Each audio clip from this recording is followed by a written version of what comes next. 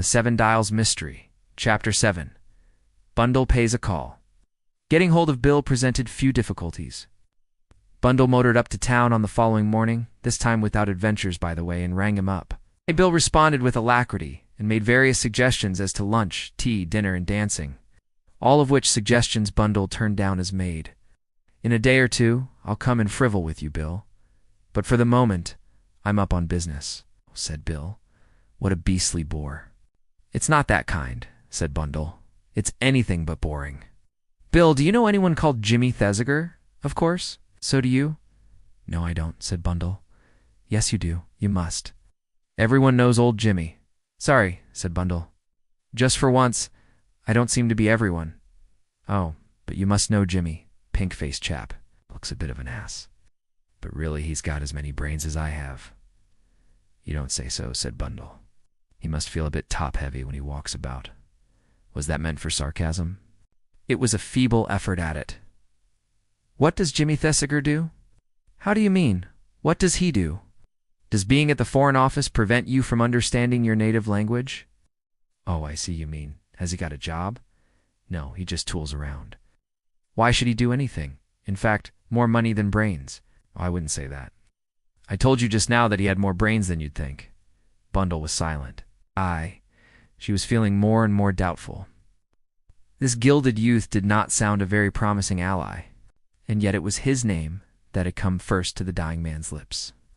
Bill's voice chimed in suddenly with singular appropriateness. "Ronnie always thought a lot of his brains. You know Ronnie Devereux? Thesiger was his greatest pal. Ronnie." Bundle stopped, undecided. Clearly Bill knew nothing of the other's death. It occurred to Bundle, for the first time, that it was odd the morning papers had contained nothing of the tragedy. Surely it was the kind of spicy item of news that would never be passed over. There could be one explanation, and one explanation only. The police, for reasons of their own, were keeping the matter quiet. Bill's voice was continuing. "I haven't seen Ronnie for an age. Not since that weekend down at your place. You know, when poor old Gary Wade passed out."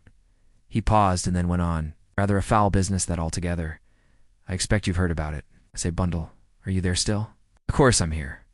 "Well, you haven't said anything for an age." "I began to think that you had gone away." "No, I was just thinking over something." Should she tell Bill of Ronnie's death? She decided against it. It was not the sort of thing to be said over the telephone. But soon, very soon, she must have a meeting with Bill. In the meantime, "Bill, hello. I might dine with you tomorrow night." "Good, and we'll dance afterwards. I've got a lot to talk to you about. As a matter of fact, I've been rather hard hit, the foulest luck." "Well, tell me about it tomorrow," said Bundle, cutting him short rather unkindly. "In the meantime, what is Jimmy Thesiger's address?" "Jimmy Thesiger? That's what I said. He's got rooms in German Street." "Do I mean German Street or the other one?" "Bring that class of brain to bear upon it. Yes, German Street." "Wait a bit, and I'll give you the number." There was a pause. "Are you there still?" "I'm always there." "Well, one never knows with these dash telephones. The number is 103. "Got it? 103. Thank you, Bill." "Yes, but I say, what do you want it for? You said you didn't know him." "I don't, but I shall in half an hour." "You're going round to his rooms?" "Quite right, Sherlock." "Yes, but I say, well, for one thing, he won't be up." "Won't be up?" "I shouldn't think so. I mean, who would if they hadn't got to look at it that way? You've no idea what an effort it is for me to get here at 11 every morning, and the fuss Cotters makes if I'm behind time is simply appalling. You haven't the least idea, Bundle, what a dog's life this is." "You shall tell me all about it tomorrow night," said Bundle hastily. She slammed down the receiver and took stock of the situation. First she glanced at the clock. It was 5:20 to 12.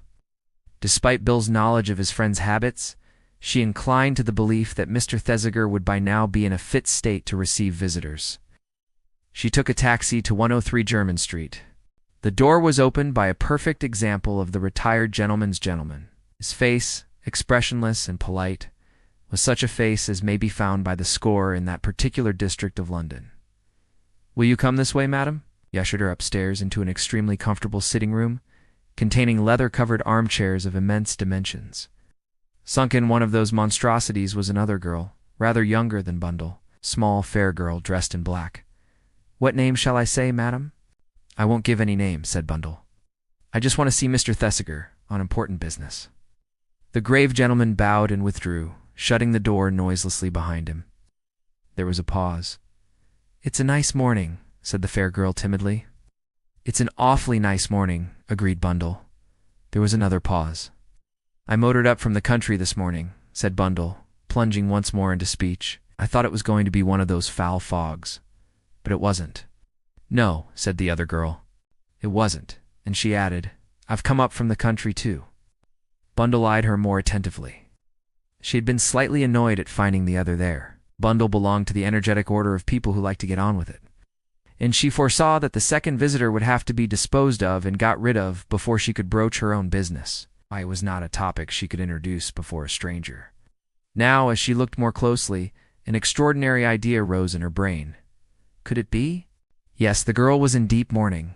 Her black silk-clad ankles showed that.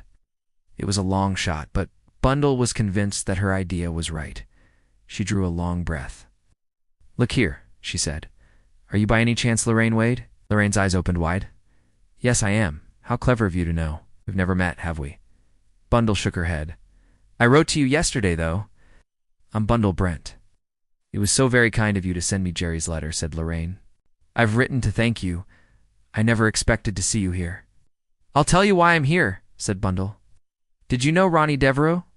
Lorraine nodded. He came over the day that Gary you know, and he's been to see me 2 or 3 times since. He was one of Jerry's greatest friends. I know, well, he's dead. Lorraine's lips parted in surprise. Dead. But he always seemed so fit. Bundle narrated the events of the preceding day as briefly as possible. A look of fear and horror came into Lorraine's face. Then it is true. It is true. What's true? What I've thought. What I've been thinking all these weeks. Gerald didn't die a natural death. He was killed. You've thought that, have you? Yes. Gary would never have taken things to make him sleep. She gave the little ghost of a laugh. He slept much too well to need them. I always thought it queer. He thought so too. I know he did. Who? Ronnie. And now this happens. Now he's killed too. She paused, and then went on. That's what I came for today. That letter of Jerry's you sent me? As soon as I read it, I tried to get hold of Ronnie, but they said he was away. What? So I thought I'd come and see Jimmy. He was Ronnie's other great friend. I thought perhaps he'd tell me what I ought to do. You mean Bundle paused? About 7 dials?